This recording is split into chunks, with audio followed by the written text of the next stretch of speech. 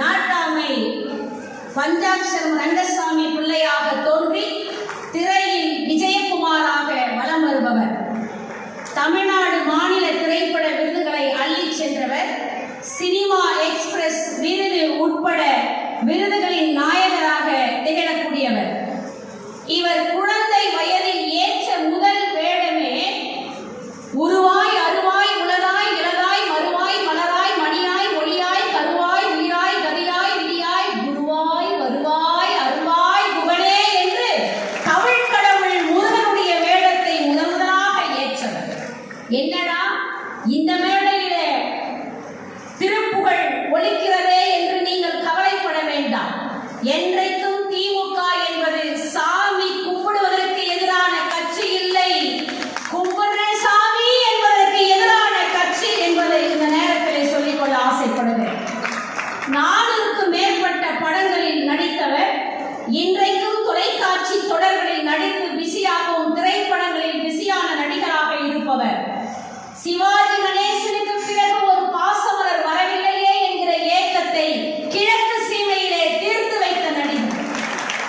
அன்னே போய் வரவா அழகே போய் வரவா மண்ணே போய் வரவா மாமரமே போய் வரவா அன்னே உன்னை விட்டு அணிவால் வீச கொண்ட அன்னே உன்னை விட்டு புலிவால் வீச கொண்ட புருஷனோட போய் வரவா சட்டப்படி ஆம்பளைக்கு ஒத்த இடந்தானே தவளைக்கும் பொம்பளைக்கும் 2 இடந்தானே வண்டி மாடி 8 வச்சு முன்னே போகுதம்மா வாக்கப்பட்ட பொண்ணு மனம் பின்னே போகுதம்மா 8 மேல 8 வச்சு அண்ணே வராரு ஒட்டு வச்ச பொண்ணு மனம் பின்னே போகுதம்மா.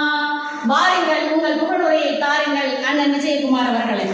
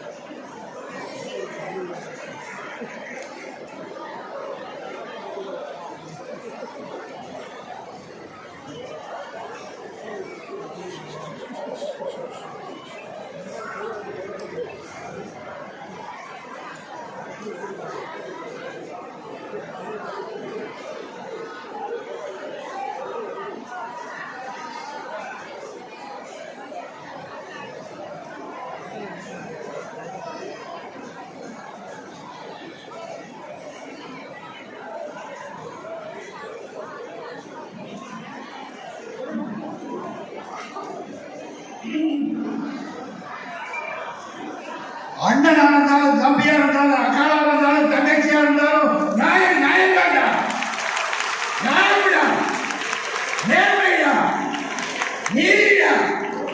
கலைஞர் தான்டா. காலம் உள்ளவரை கலைஞர் என்று சொல்லியிருக்கிறார்கள். இந்த உலகம் உள்ளவரை கலைஞரின் புகழ் ஒழித்துக் கொண்டிருக்கிறது. இந்த 100ஆண்டு விழா நிகழ்ச்சியை கிழக்கு மாவட்டத்திலே மாவட்ட செயலாளர் அவர்களும் அமைச்சருமான அருமை நண்பர் சேகர்பாபு அவர்கள் மற்றும் நாகராஜ் அவர்கள், சட்டமன்ற உறுப்பினர்கள், சென்னை நகர மேயர் அவர்கள், என்னோடு இவ்விழாவுக்கு வருகை தந்திருக்கின்ற அருமை தம்பி சத்யராஜ் அவர்கள், நண்பர் தாசர் அவர்கள், இந்த நிகழ்ச்சிக்கு வருகை தந்திருக்கின்ற கலைஞரின் மேல் பற்றுண்ட அன்பு கொண்ட தாய்மார்களுக்கும் நண்பர்களுக்கும் இந்த வருகை தந்திருந்த அனைவருக்கும் என்னுடைய சார்பாக நன்றி கலந்த வணக்கத்தை தெரிவித்துக் கொள்கிறேன். இந்த நிகழ்ச்சியிலே தொலைக்காட்சி நண்பர்களுக்கும் பத்திரிகை நண்பர்களுக்கும் நான் நன்றியை தெரிவித்துக் கொள்கின்றேன். 1965ஆம் ஆண்டிலிருந்து எனக்கு கலைஞருடைய தொடர்பு, அன்பு, நட்பு கிடைத்தது. ஆனால் இன்றைக்கு நண்பர் மதிப்புக்குரிய அமைச்சர் சேகர் பாபு அவர்கள் ராஜா அண்ணாமலை மன்றத்திலே ஏற்பாடு செய்திருந்த அந்த நிகழ்ச்சியை பார்க்கும் பொழுது அவர் பிறந்த திருக்கோணைக்கே அழைத்து சென்று விட்டார். அவர் எப்படி அரசியலுக்கு வந்தார், இந்த நாட்டுக்கும் நாட்டு மக்களுக்கும் தமிழர்களுக்கும் என்னென்ன நற்பயன்களை செய்தார் என்பதை மிக அழகாக தெளிவாக ஏற்பாடு செய்த அவருக்கு என்னுடைய நன்றியை தெரிவித்துக் கொள்கிறேன். நான் அவர்களிடம் ஒரு வேண்டுகோளை வைத்தேன். இங்கே நடக்கின்ற இந்த காட்சிகள் கலைஞர் என்றால் யார், என்ன, அவர் எப்படிப்பட்டவர் என்பதை மிக அழகாக தெளிவாக சொல்லியிருக்கிறது. இது தமிழக மக்கள் அத்தனை பேருக்கும் தெரிய வேண்டும். அதை எப்படியாவது தமிழக அரசு மூலமாக கொண்டு செல்ல வேண்டும் என்று சொல்லியிருக்கிறேன்.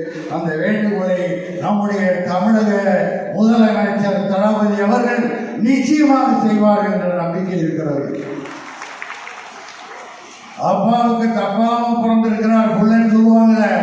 அது மாதிரிதான் இன்றைய முதல்வர் தளபதி அவர்கள் தந்தை எந்த அளவுக்கு இந்த தமிழுக்காகவும் தமிழ்நாட்டுக்காகவும் பாடுபட்டு அந்த நன்மைகளை எல்லாம் செய்தார்களோ அதை இருமடங்காக செய்து கொண்டிருக்கிறார் ஸ்டாலின் அவர்கள். எல்லாரும் சொன்னார்கள், அவர்கள்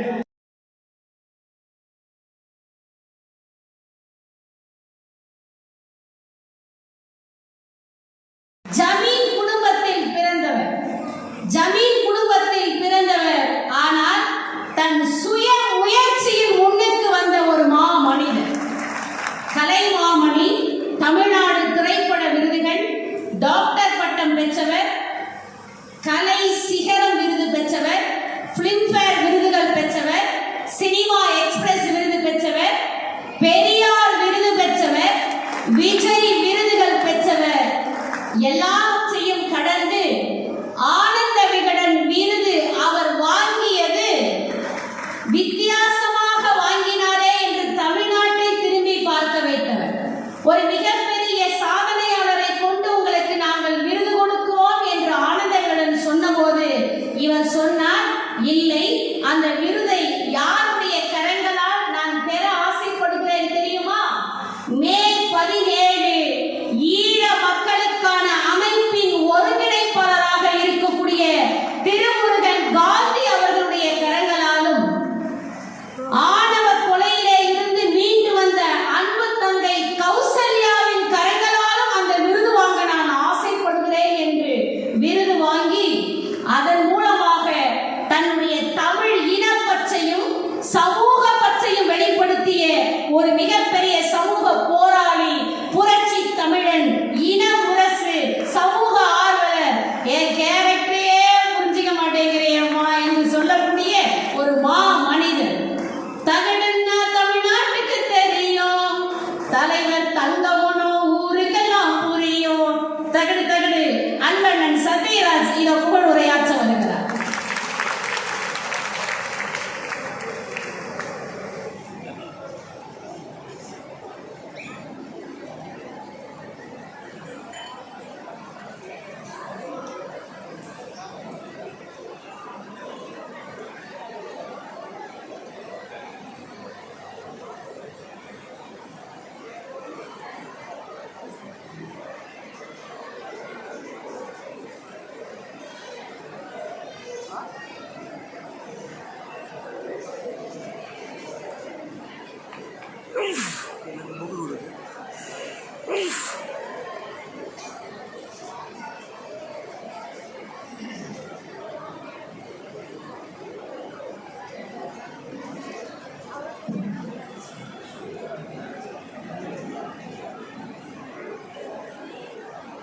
மேடையில் அமர்ந்திருக்கும் முத்தமிழறிஞர் டாக்டர் கலைஞர் அவர்களின் அன்பு உடன்பிறப்புகளுக்கும், மேடையின் முன்னால் அமர்ந்திருக்கும் முத்தமிழறிஞர் டாக்டர் கலைஞர் அவர்களின் அன்பு உடன்பிறப்புகளுக்கும் உரிமையோடு கூறுகிறேன், ஊடகவியலாளர்கள் உங்களையும் பார்த்து டாக்டர் கலைஞர் அவர்களின் அன்பு உடன்பிறப்பு.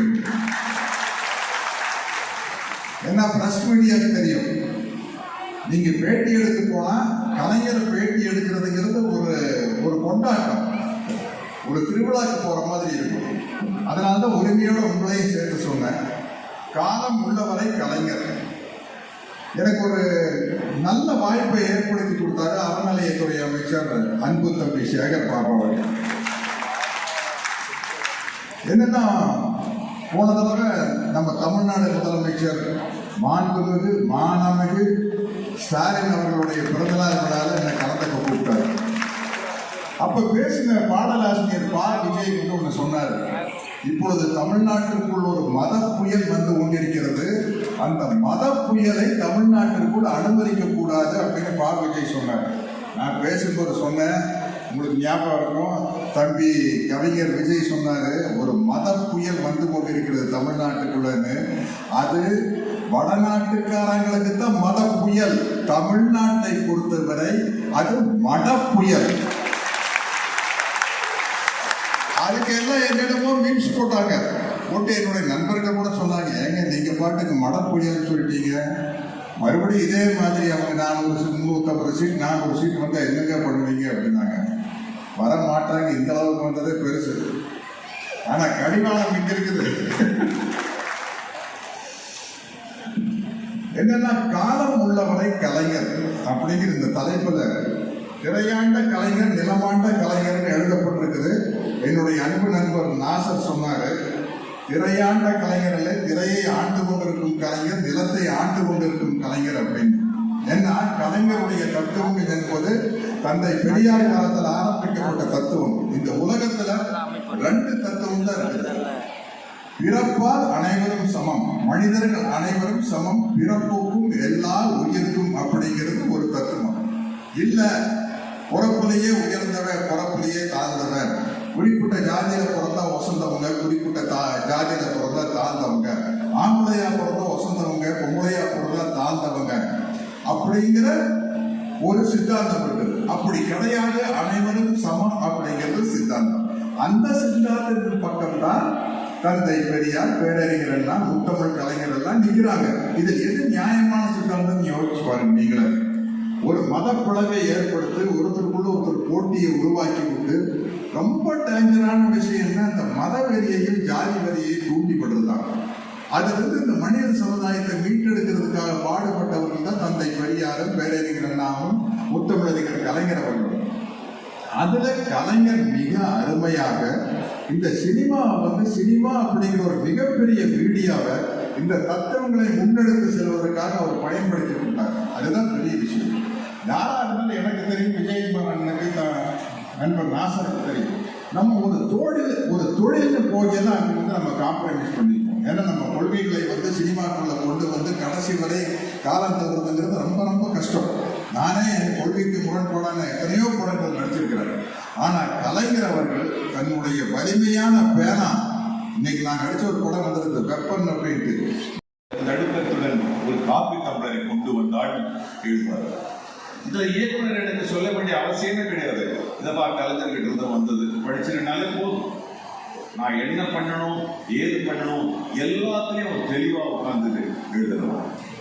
எனக்கு மிகப்பெரிய ஆச்சரியம், பன்முகம் கொண்டு எப்படி ஒரு மனிதன் வாழ வேண்டும். ஒரு அரசியல் தலைவராக இருக்கலாம், ஒரு தொழிலதிபராக இருக்கலாம், ஒரு எழுத்தாளராக இருக்கலாம். ஆனால் கலைஞர் அவர்கள் தன்னுடைய கால்சுவட்டை பல்வேறு இடங்களில் பதித்து விட்டு வந்திருக்கிறார். நாடகங்கள், அவர் எழுதிய நாடகங்கள் என்றென்றும் மேடையேற்றப்படுகிறதோ கலைஞர் இருக்க போகிறார். அவர் எழுதிய வசனங்கள் திரைக்கதையில் அவர் பேசிய வசனங்கள், அவர் வசனங்களா எழுதினார், வசனங்கள் எழுதவில்லை.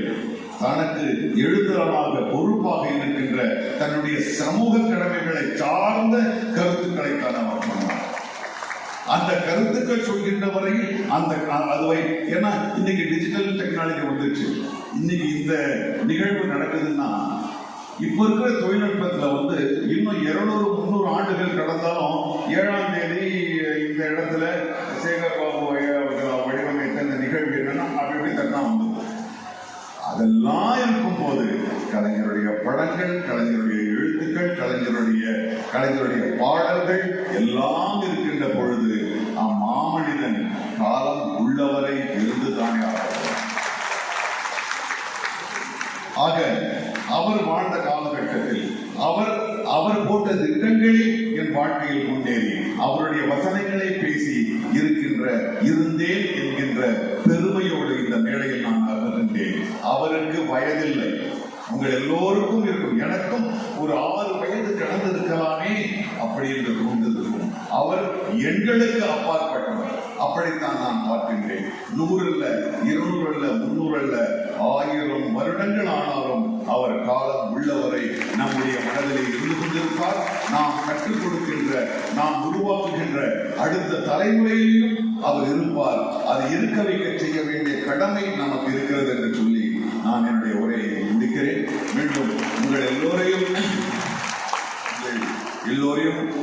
சந்தித்ததில் மிக்க மகிழ்ச்சி. மீண்டும் இவ்வளவு அழகாக ஒரு மன அழுத்தம் இல்லாமல் நேர்த்தியாக இந்த வடிவமைத்த இந்த நிகழ்வை உடைமைத்த தம்பி சேகர்பாபு இருக்கும்.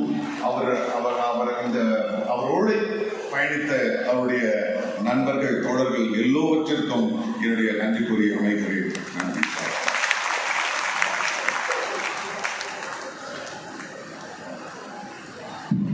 காலம் உள்ளவரை வாழ்பவர் இல்லை கலைஞர், அவர் காலத்தையே வென்றவர் என்று புகழுரை தந்த அன்பு அண்ணன் நாசர் அவர்களுக்கு மனமார்ந்த நன்றிகளை தெரிவித்து அடுத்ததாக புகழுரைக்க வருகிறார் திரையுலகின் மூத்த நடிகர்